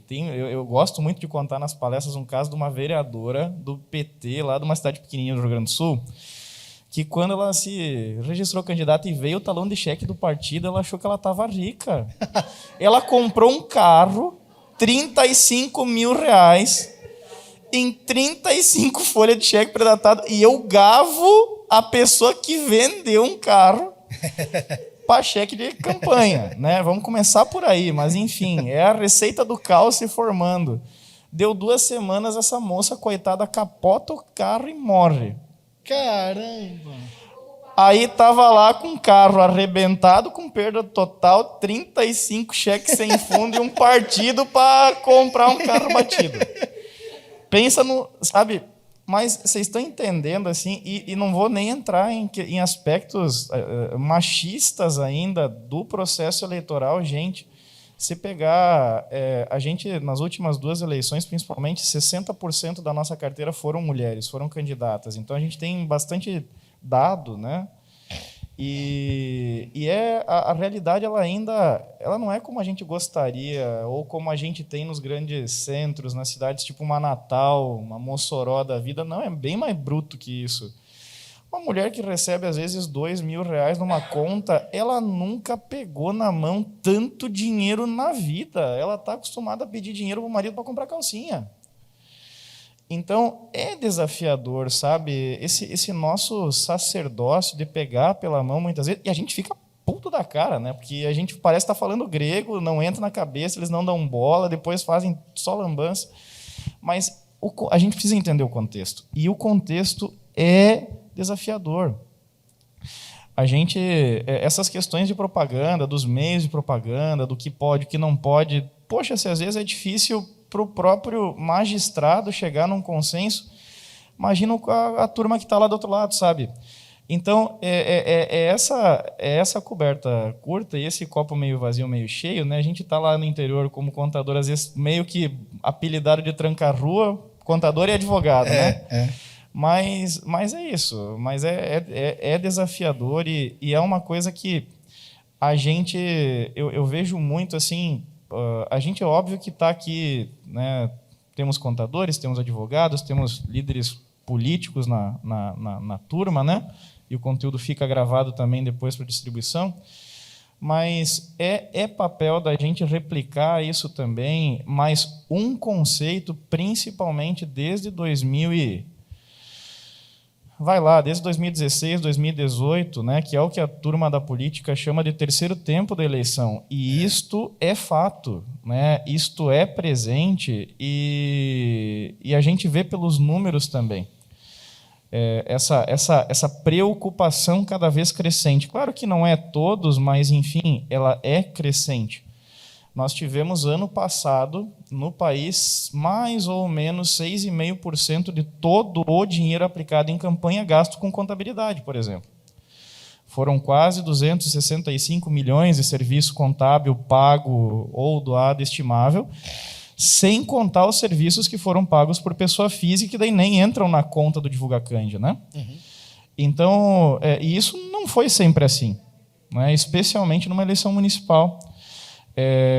Então, a gente hoje, e aqui um choramingo dos contadores, né, Caio? A gente sempre olhava para vocês, pô, mas o advogado ganha tanto, nós ganhamos uma migalha aqui, ninguém dá bola para a gente, trabalhamos a preço de fome, e agora a gente vê os nossos honorários quase chegando nos advogados, ainda não chegamos nesse nível, né? Mas é crescente a preocupação. Então, acho que momentos como esse e a gente entender o desafio. Eu acho que, principalmente nós que estamos aqui, que somos operadores em algum dos papéis, né, seja político, seja técnico, mas a gente precisa entender o desafio que está lá fora e precisa sintonizar esse discurso e caminhar com isso também, porque que não é fácil, não é. E aí tem, mas eu queria destacar isso que o Guilherme falou, porque tem muito disso mesmo. Sabe uma coisa que tem me impressionado muito, Guilherme? Nos últimos anos eu tenho andado muito, principalmente no interior, e a gente vê a quantidade de gestores, de políticos, que têm um computador, ela é muito pouca. A quantidade de políticos mandatários que têm um computador dele, para dizer, ó, tem um login, aqui é meu computador, manda aqui o e-mail. Você pare para perceber isso. Um gestor que tem um computador, e hoje tudo prestação de contas, tudo, você tem que ter o token. Então o cara vai lá, delega tudo, ele não tem um computador para fazer uma planilha, para gerenciar uma meta, para fazer um memorando, ele não tem um computador. Ele passa um mandato todinho de prefeito, um mandato todinho de vereador, ele não tem um tablet. Não vou dizer nem um computador, não tem um tablet. Então, como é que faz isso hoje, né, na política? E tem muito disso. Só que aí a gente tem que separar o joio do trigo. E aí eu vou contar duas histórias, porque tem assim, isso que o Guilherme traz é muito importante para a gente. A gente vive num país de grande desigualdade. Grande desigualdade. Nós aqui fazemos parte dos 5% da população mais bem remunerada do Brasil. Vocês já têm noção do que é isso aqui? Eu estou dizendo assim, com absoluto. Eu não conheço a realidade de vocês, mas eu sei, da gente estar aqui, com essas roupas, meio vestidos, comendo, tendo um celular e etc., a gente faz parte dos 5% mais ricos do Brasil. 95%, essa renda, a maioria da população brasileira está concentrada ali até 1 salário, 2 salários mínimos por mês, de família, né, de renda per capita. E aí tem um candidato que, na eleição de 2016, que ele chegou e mandou um áudio para mim da seguinte forma: doutor, eu vou mandar um áudio porque eu não sei o escrever. Aí eu digo, pelo visto não sabe falar também, né? Vou mandar um áudio porque eu não sei o escrever. E a gente tem esse desafio de assessorar essa pessoa para que ela possa cumprir esse emaranhado de normas, né, e passar por um processo eleitoral de registro à prestação de contas, sem sofrer condenações e etc. Então, eu me sinto muito tocado pela fala de Guilherme por causa disso, porque a gente tem que, de fato, ter essa sensibilidade. E mandar o áudio para o rapaz lá, dizendo, não, pode mandar um áudio, que eu vou lhe responder por áudio também. E a gente ter a capacidade de comunicar com essas pessoas. Né? Então, é um desafio muito grande mesmo. Mas aí também tem a história da outra parte, de que tem sabedoria demais até, né? E aí a gente tem que saber separar o joio do trigo. Aí tem outra história que eu gosto de contar muito. Esse foi meu sócio que atendeu, não fui eu. Hoje ele toca o escritório de Brasília da gente, mas ele teve esse caso aqui em Natal, quando eu estava advogando aqui ainda. Ele fez, eu assessorei, e aí o cara disse, doutor Fulano, eu posso fazer um churrasco depois que acabar a convenção? E já tinha tido essa mudança e etc., já tinha a distribuição de qualquer bens e etc. Eu disse, não, pelo amor de Deus, pode ser considerado compra de voto, não faça, está vedado, não pode de jeito nenhum, sem churrasco. Mas, doutor, é muito tradicional, a gente tem que fazer. Eu falei, rapaz, não pode, não comprometa a sua campanha por causa disso. Chegou no dia da convenção, Guilherme, estava, como a gente diz aqui, truando a festa. Todo mundo comendo, bebendo, não sei o quê. O cara chegou e disse, fulano, rapaz, eu não disse a você que não podia fazer churrasco? Eu falei, doutor, você está vendo churrasco aí? Eu fiz uma feijoada. Você não está vendo churrasco de jeito nenhum? Eu fiz uma feijoada. Você não disse que não podia feijoada, você disse que podia churrasco. Então a gente tem que separar esses dois tipos de candidatos. Mas é muito disso, da prudência. Essas são as orientações gerais que a gente queria trazer sobre pré-campanha. E aí eu vou para os meus 2 últimos pontos. Um é sobre desincompatibilização, pessoal. Esse realmente é o tema mais chato de campanha eleitoral. Mais chato. Por quê? Porque é uma legislação retrógrada, atrasada, complexa, que aí você tem, por exemplo, isso está na lei de inelegibilidades. O que é a desincompatibilização na prática? A lei de inelegibilidades, ela estabelece várias condições para dizer, olha, se você incorrer em alguma dessas situações, você está inelegível. Você fica com seus direitos políticos suspensos para disputar aquela eleição. Não é nem suspensos. Você não fica gozando seus direitos políticos passivos, né? O direito de candidatar-se. Então, a restrição ao direito político passivo. Que no direito, gosta muito de latim, né? A gente chama de ius honorum. É o direito de candidatar-se. Então, o que ele diz? Olha, determinados agentes, determinadas pessoas que ocupam determinadas funções, elas podem utilizar o poder dos seus cargos e de suas funções para influenciar num processo eleitoral. Então, para evitar o uso abusivo do poder político e econômico, eu obrigo essas pessoas a se desincompatibilizarem com um determinado prazo antes de disputar a eleição, para que eles possam concorrer. Porque se eles não fizerem isso, eles estão inelegíveis. Compreende? Então, o que é a desincompatibilização? É o dever que o candidato tem que cumprir de se afastar de determinados cargos e funções para poder não incorrer em uma inelegibilidade. É tanto que isso está regulado dentro da própria lei, que depois ficou alterado pela lei da ficha limpa. Todo mundo aqui ouviu falar da lei da ficha limpa. A lei da ficha limpa foi uma alteração justamente na lei complementar 64 de 90, que também estabelece as obrigações de desincompatibilização. E aí é uma lei chata, porque ela fala, são inelegíveis para o cargo de presidente. Aí ele vai enumerando várias funções. Aí no inciso 2 ele traz, para o cargo de senador, várias funções. E os prazos. E aí já remete à lei de presidente, já remete aos artigos anteriores. Para vereador no prazo de tanto, para deputado no prazo de tanto. Então, criou uma legislação extremamente complicada. Existe, tramitando no Congresso, um projeto de um novo Código Eleitoral, para consolidar toda a legislação partidária, eleitoral, de inelegibilidades, num código novo. Que isso, inclusive, era uma das grandes apostas para essa eleição.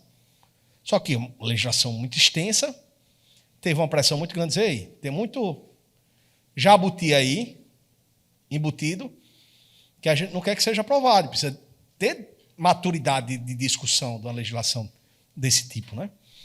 E aí não avançou no Congresso para essa eleição, mas aí certamente está em stand-by para as cobaias, né? Mas é o que eu quero dar uma dica prática para você, por isso que aqui é um viés muito prático. Lá no site do TSE, e pessoal, a gente tem que reconhecer uma coisa. Quem advoga ou é contador na área eleitoral, ele tem uma vantagem absurda dentre outras áreas de atuação. Primeiro que a legislação é bem menos extensa. Né? Se você for olhar, é uma parte do artigo 14, por ali, da Constituição Federal, a lei de inelegibilidades, a lei dos partidos políticos, a lei das eleições e pouquíssima coisa do Código Eleitoral. A gente quiser estudar direito eleitoral, a dificuldade é o quê? Acompanhar a evolução da jurisprudência. Porque aí a gente tem que estar todo dia assistindo às sessões do TSE para saber como o TSE está avançando. Por quê? Porque as cortes alteram muito de composição, né? Durante o ano, ele vai trocando vários ministros, vários magistrados das cortes regionais. Então, esse é o desafio para a gente. Mas, em termos de legislação, vocês foram ver, é a Constituição Federal, a partir do inciso ali do artigo 13, 14, até o 17. Então, pouquíssima coisa. Lei dos partidos políticos, lei das eleições, lei de inelegibilidades e pouquíssima coisa do Código Eleitoral. Então, a gente tem uma legislação bastante chuta. E a outra vantagem que a gente tem é que a gente tem uma justiça eleitoral extremamente organizada. Então, se vocês prestarem atenção, todos os sites de todos os TREs do Brasil, eles são iguais, têm a mesma formatação. Já perceberam isso? Da mesma formatação. Aí tu entra no site do TJ do Rio de Janeiro, entra do Rio Grande do Norte, do Rio Grande do Sul. Uma bagunça, vai procurar uma jurisprudência. Você vai buscar um precedente aqui do TRE, do TSE, você no site do TRE do Mato Grosso, você consulta do Rio Grande do Norte, é unificado. Então, você quer consultar como é que entende todos os tribunais do Brasil sobre desincompatibilização, vamos dizer, você clica lá, você consulta no mesmo site todas as jurisprudências de todos os tribunais do país. Então, a Justiça Eleitoral não informatizou só a urna de votação. Ela informatizou todo o processo de informação, de acesso de dados. Então, a gente tem que ser muito orgulhoso em relação a isso, e sempre que eu posso, eu exalto muito o pessoal da Justiça Eleitoral. Porque, assim, frente a outras, por exemplo, a Justiça do Trabalho poderia ser da mesma forma, também é da União. Né? A Justiça Federal poderia ser da mesma forma, só que o TRF é de um jeito, o TRF1 é de outro. Não tem essa unidade, essa integração que a Justiça Eleitoral tem. Mas eu estou dizendo isso porque tem uma tabela de desincompatibilização dentro do próprio site do TSE. Tá? Então, tem aquela regra geral de que os servidores têm que se desincompatibilizar 3 meses antes do pleito. Vocês têm que lembrar, nesse planejamento, que 3 meses antes do pleito não coincide mais com o período de convenções. Então, as desincompatibilizações dos servidores, elas acontecem antes das convenções. Desde 2015, desde 2016. Por quê? Porque houve a diminuição do tempo de campanha. Então, o que a gente tem que alertar sempre os nossos candidatos? Olha, desincompatibiliza e se afasta de fato. Não, mas o pessoal está pedindo a ata da convenção. Deixa pedir. Você vai trazer depois. Mas você tem que se afastar, porque se você não se afastar, você vai ficar inelegível. Tá? Então, vocês têm que alertar isso, porque ainda tem muitos órgãos públicos que não atentaram para isso. De dizer, olha, porque eles criaram um rito de que você pega a ata das convenções e pede a desincompatibilização. Só que você não pode mais fazer isso, porque as convenções serão depois. Então, tenham sempre essa informação e vocês têm esse banco consolidado nessa área aqui. Você clicando em eleitor, eleições, você tem uma área de consulta de desincompatibilização, que lá tem as várias funções para os vários cargos. Tem uma dica prática de como você consultar, sem você precisar esmiuçar a legislação eleitoral como um todo, e é uma fonte confiável que é da própria Justiça Eleitoral. Tá? Então, como a gente tem esse viés prático, eu queria deixar essa mensagem para vocês. E aí, pessoal, para encerrar, eu queria tratar justamente só do FEFC, que é o Fundo Eleitoral. E as principais mudanças que a gente teve na última eleição, né? Na última eleição, 2020. Porque realmente o FEFC, aí vamos lá, só para a gente historiar. 2016, a reforma do Cunha, lá reduziu gasto de campanha, reduziu o tempo de campanha, reduziu a fonte de financiamento, né? Porque acabou o Supremo declarando inconstitucional o financiamento empresarial. E aí a gente tem uma campanha que não tinha recurso. De onde vinham recursos? Não sei se você lembra como foi a campanha de 2016, mas foi uma campanha extremamente complicada. Por quê? Porque acabou o financiamento empresarial, os partidos que tinham dinheiro de empresa não podiam mais utilizar nas campanhas, então foi um Deus nos acuda. E os contadores começaram a ser melhor remunerados, mas os advogados também começaram a ser piores remunerados. E, infelizmente, essa é uma realidade das campanhas eleitorais. Né? E a gente conversa com muitos. Diz, Caio, às vezes eu tive que reproduzir contrato de 2012, 2000, porque não tinha fonte de financiamento. E o que passou a ser muito foi o autofinanciamento, o candidato financiando suas próprias campanhas com várias limitações. Mas o fato é que 2018, antes de 2018, teve uma outra reforma para dizer, olha, a gente precisa, já que não tem financiamento empresarial, a gente precisa criar um outro fundo de financiamento. E aí foi criado o Fundo Especial de Financiamento de Campanha. Meire e Guilherme vão traçar das fontes de origem, mas prioritariamente do orçamento da União, né, das emendas que se tinha, etc., mas prioritariamente do orçamento da União, e essa passou a ser uma das principais fontes de custeio das campanhas. E mudou o cenário de tudo, inclusive de prestação de contas. Porque aí a Justiça Eleitoral disse, olha, espera aí, já que o recurso é de origem pública, eu tenho que ter um controle maior em relação a isso. Né? Se exige esse controle maior pela origem, né, dos recursos, com financiamento, o autofinanciamento, o financiamento privado, vamos dizer assim, era um dinheiro que não era do poder público. Então, eu tinha uma concessão maior. E aí, o fato é que, de fato, a Justiça passou a ter um controle muito mais criterioso, e daí eu ressaltar de novo a importância de vocês virem à tarde para ver essa questão, principalmente da comprovação dos gastos. Mas aí o que acontece? Primeiro, essa emenda constitucional 111/2021, ela trouxe que na composição do fundo, os votos que forem dados a mulheres e a candidaturas negras, elas vão contar em dobro para poder fazer a distribuição dos recursos para as eleições futuras. Isso é um estímulo para que os partidos lancem cada vez mais e lancem candidaturas efetivas, né, principalmente para o Congresso, que tenham realmente possibilidades de êxito ou de ter uma votação expressiva. Porque isso vai aumentar a capacidade dos partidos de terem mais recursos. Então, acho que foi uma emenda constitucional muito relevante. Tem um detalhezinho nela que pouca gente está discutindo, mas é a questão dos plebiscitos nessa emenda constitucional.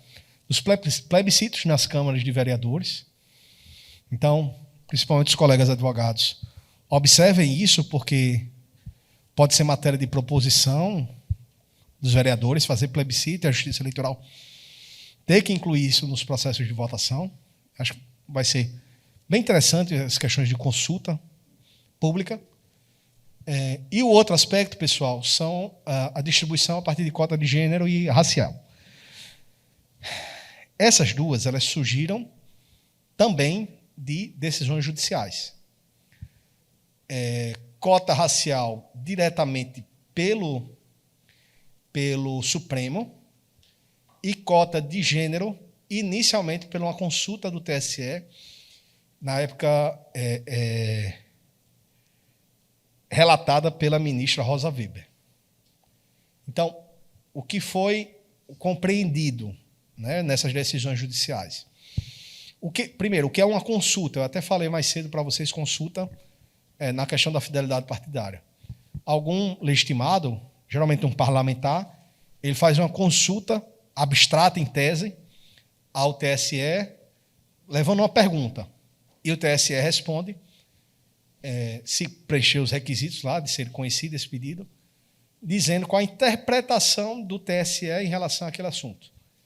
Então, se perguntou lá se os partidos estariam obrigados a destinar os recursos de fundo partidário, de fundo especial de financiamento de campanha, proporcionalmente às candidaturas femininas, já que eles tinham a obrigação de lançar as candidaturas femininas. E aí, o TSE respondeu positivamente a essa questão e estabeleceu a regra de que deveriam ser financiadas proporcionalmente ao número de candidaturas, tanto recursos do Fundo Especial de Financiamento de Campanha quanto fundo partidário.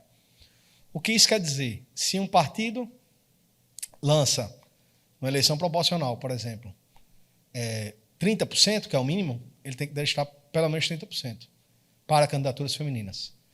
E se ele lança 40%, ele tem que destinar pelo menos 40% dos recursos para candidaturas femininas. Então, é proporcional, não ao texto da lei, né, mas ao efetivamente lançado em termos de candidaturas. E aí, depois, numa ação no Supremo Tribunal Federal, e aí o problema, já no curso da campanha de 2020, o ministro Ricardo Lewandowski profere uma liminar dizendo que também deveria ter uma proporção para as questões raciais. E aí isso gerou um tumulto enorme na campanha de 2020. E eu realmente não sei, eu particularmente, não soube como orientar meus clientes à época. Porque a gente passou um semestre todinho planejando de uma forma. E aí vem uma decisão estabelecendo, nem a Justiça Eleitoral, nem o TRE sabia como aplicar. No meio do jogo, as orientações só foram estabelecidas aqui no TRE do Rio Grande do Norte depois do fim da campanha. E aí agora eles estão brigando para aplicar esse entendimento e a gente tendo que defender, olha, peraí, vamos ter prudência aqui. Nem vocês sabiam como aplicar. Agora, engenheiro de obra pronta é muito bom, né? A obra está pronta, está concluída a prestação de contas. Aí vem um engenheiro e diz, essa prestação de contas aqui está horrível. Então, enfim, a gente está discutindo, está pleiteando essa sensibilidade nas cortes. Não sei como isso vai acabar se entendendo, até porque começaram os julgamentos nas cortes regionais sobre isso agora. Oi, Marconi.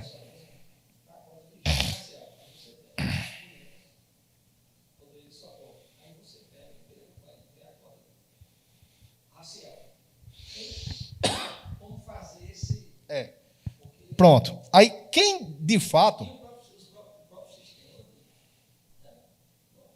Não tinha, não tinha. O sistema... pronto, o SPCE não tinha esse controle, né? Mas, enfim. Como é que... Aí, essas coisas de Brasil, né? E aí, o que precisou? O Ricardo... Foi Ricardo Lewandowski, não foi que o relator? Acho que sim. O Ricardo Lewandowski proferiu um despacho, aí dizendo como é que deveria ser feito o cálculo. E aí ele estabeleceu. E a regra basicamente é o seguinte: você, primeiro, faz o cálculo da cota racial. Certo? Você divide por gênero.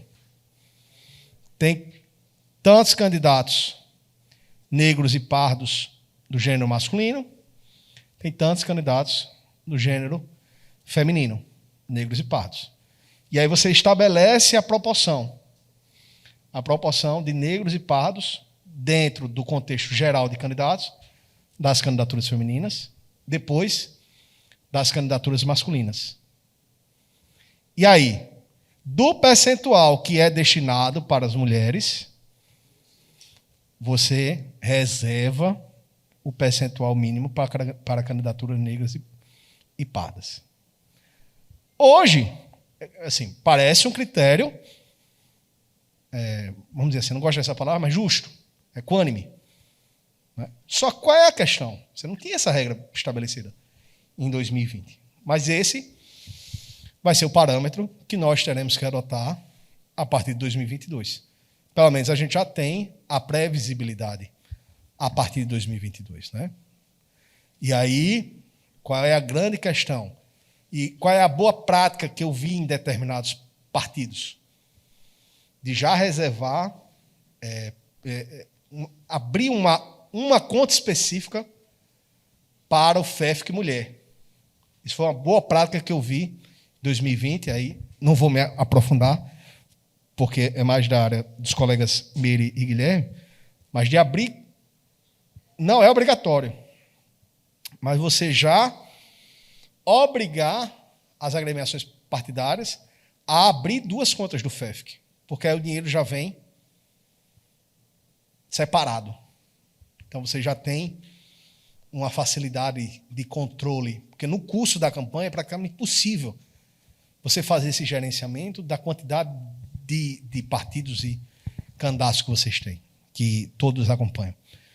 Então, fica uma sugestão de boa prática que eu vi aplicada na eleição de 2020, para que vocês possam orientar o pessoal. Então, Rede Essence Juice, obrigado pelo convite. Sigam, acompanhem aí a rede. Também podem me achar pelo perfil Caio Vitor Barbosa, e também fico à disposição de vocês para tirar dúvidas e a gente bater esse papo. Muito obrigado, pessoal.